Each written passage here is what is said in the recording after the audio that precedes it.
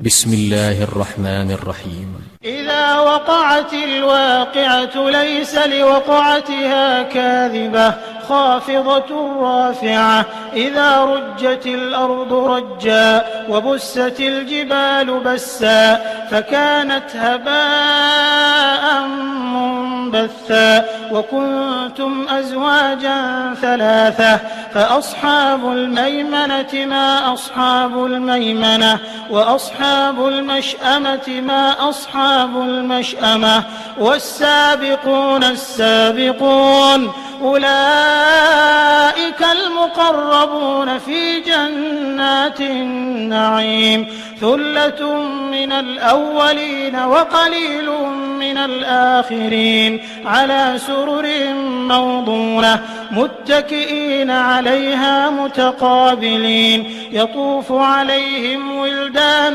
مخلدون بأكواب وأباريق وكأس من معين لا يصدعون عنها ولا ينزفون وفاكهة مما يتخيرون ولحم طير مما يشتهون وحور عين كأمثال اللؤلؤ المكنون جزاء بما كانوا يعملون لا يسمعون فيها لغوا ولا تأثيما إلا قيلا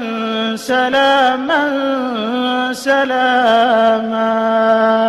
وأصحاب اليمين ما أصحاب اليمين في سدر مخضود وطلح منضود وظل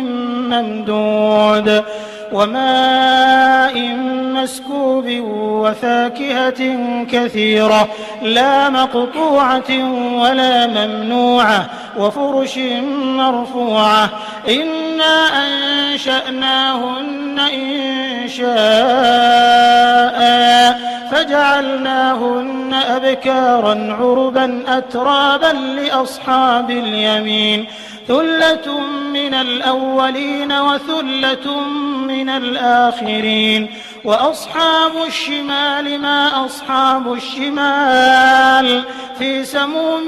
وحميم وظل من يحموم لا بارد ولا كريم إنهم كانوا قبل ذلك مترفين وكانوا يصرون على الحنث العظيم وكانوا يقولون أئذا متنا وكنا ترابا وعظاما أئنا لمبعوثون أو آباؤنا الأولون قل إن الأولين والآخرين لمجموعون إلى ميقات يوم معلوم ثم إنكم أيها الضالون المكذبون لآكلون من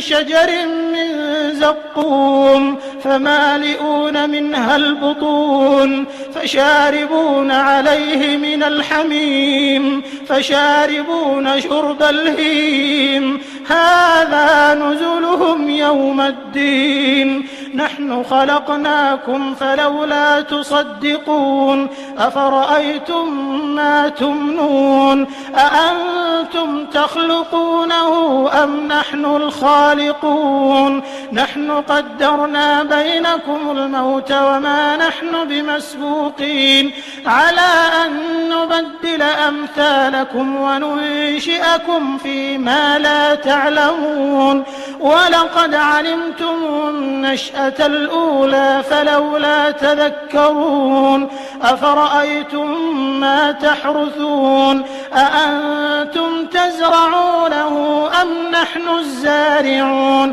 لو نشاء لجعلناه حطاما فظلتم تفكهون إنا لمغرمون بل نحن محرومون أفرأيتم الماء الذي تشربون أأنتم أنزلتموه من المزن أم نحن المنزلون لو نشاء جعلناه أجاجا فلولا تشكرون أفرأيتم النار التي تورون أأنتم أنشأتم شجرتها أم نحن المنشئون نحن جعلناها تذكرة ومتاعا للمقوين فسبح باسم ربك العظيم فلا أقسم بمواقع النجوم وإنه لقسم لو تعلمون عظيم إنه لقرآن كريم في كتاب مكنون لا يمسه إلا المطهرون تنزيل من رب العالمين أفبهذا الحديث أنتم مدهنون وتجعلون رزقكم أنكم تكذبون فلولا إذا بلغت الحلقوم وأنتم حينئذ تنظرون ونحن أقرب إليه منكم ولكن لا تبصرون فلولا إن كنتم غير مدينين ترجعونها إن كنتم صادقين فأما إن كان من المقربين فروح وريحان وجنة نعيم وأما إن كان من أصحاب اليمين فسلام لك من أصحاب اليمين وأما إن كان من المكذبين الضالين فنزل من حميم وتصلية جحيم إن هذا لهو حق اليقين فسبح باسم ربك العظيم